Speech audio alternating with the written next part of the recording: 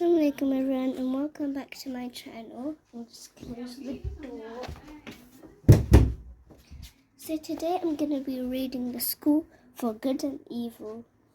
This is by Suman Chainani. And this is a movie that's on Netflix too. So today we're just going to read. So that's the map. So chapter 1, The Princess and the Witch. Sophie had waited all her life to be kidnapped, but tonight all the other children of Gavaldon rested in their beds. If the schoolmaster took them, they'd never return, never lead a full life, never see their family again. Tonight these children dreamt of a red-eyed thief with the body of a beast come to rip them from their sheets and stifle their screams. Sophie dreamt of princes instead. She had arrived at a castle ball thrown in her honor, only to find the hall filled with 100 suitors and no other girls in sight. Here for the first time were boys who deserved her. She thought as she walked the line. Hair shiny and thick, muscles torn through shirts, skin smooth and tan, beautiful and attentive like princes should be. But just as she came to one who seemed better than the rest, with brilliant blue eyes, ghostly white hair, and one who felt like happily ever after, a hammer broke through the walls of the room and smashed the princess to shards. Sophie's eyes opened to morning. The hammer was real, the princes were not. Father, if I don't sleep 9 hours, my eyes look swollen. Everyone's prattling on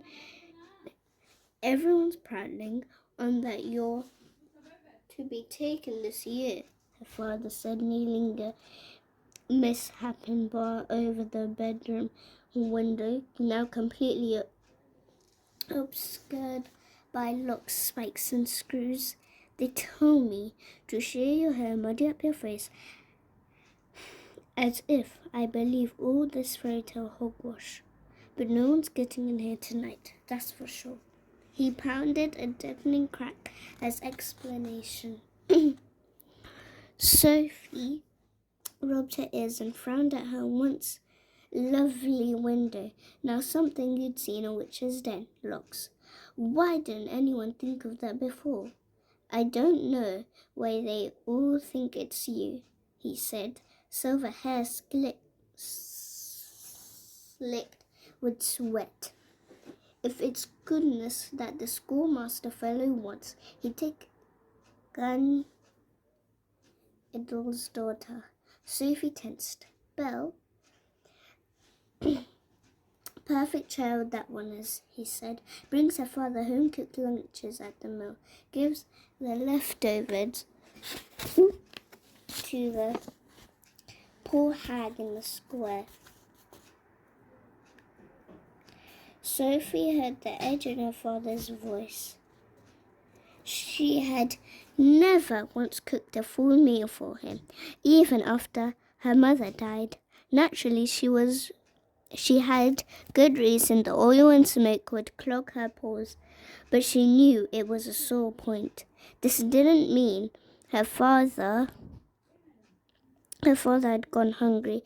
Instead, she offered him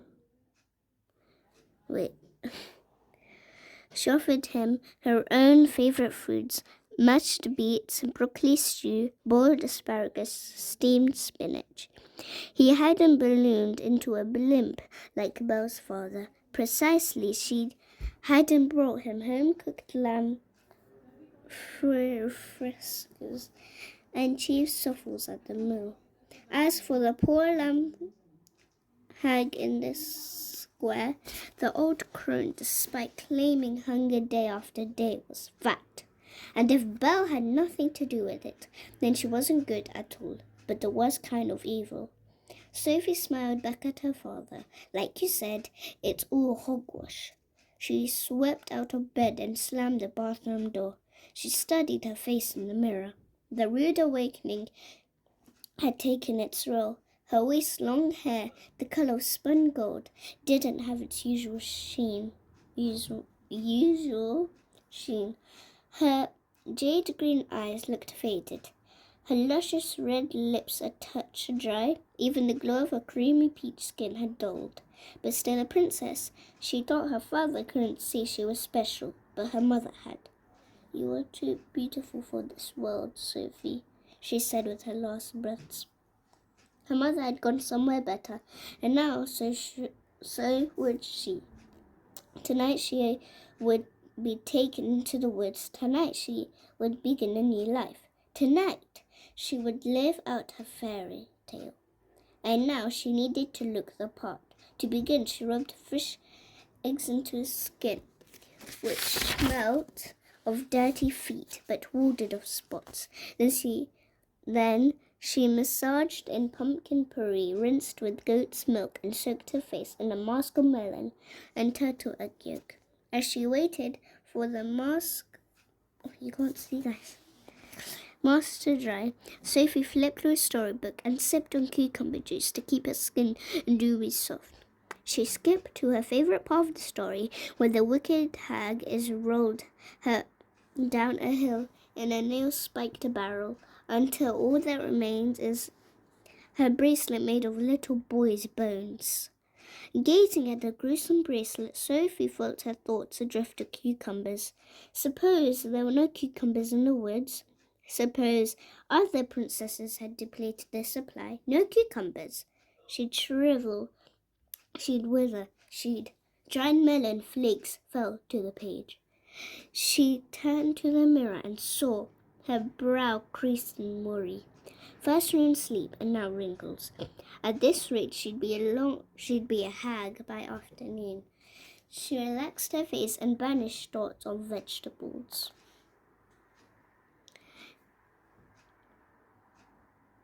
As for the rest of Sophie's beauty routine, it could fill a dozen storybooks. Suffice it to say, it included goose feathers, pickled potatoes, horse hooves, cream of shallows, and a vial of cow's blood. 2 hours of rigorous grooming later, she stepped from the house in a breezy pink dress, sparkling glass heels, and her hair in an impeccable braid. She had one last day before the schoolmaster's arrival and planned to use each of every minute to remind him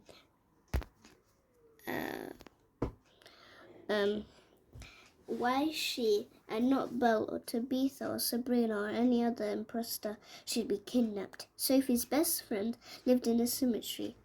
Given her loathing of things grim, grey, and poorly lit, one would accept Sophie to host visits at her cottage or find a new best friend.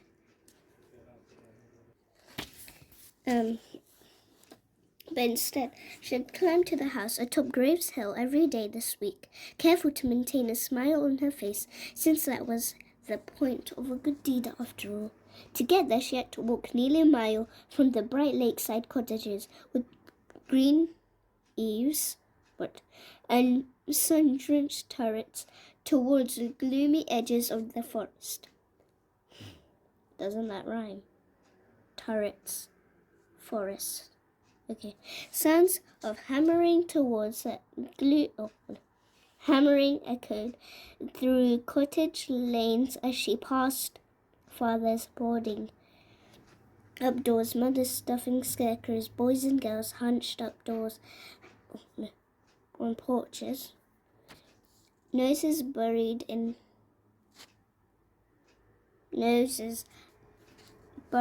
storybooks.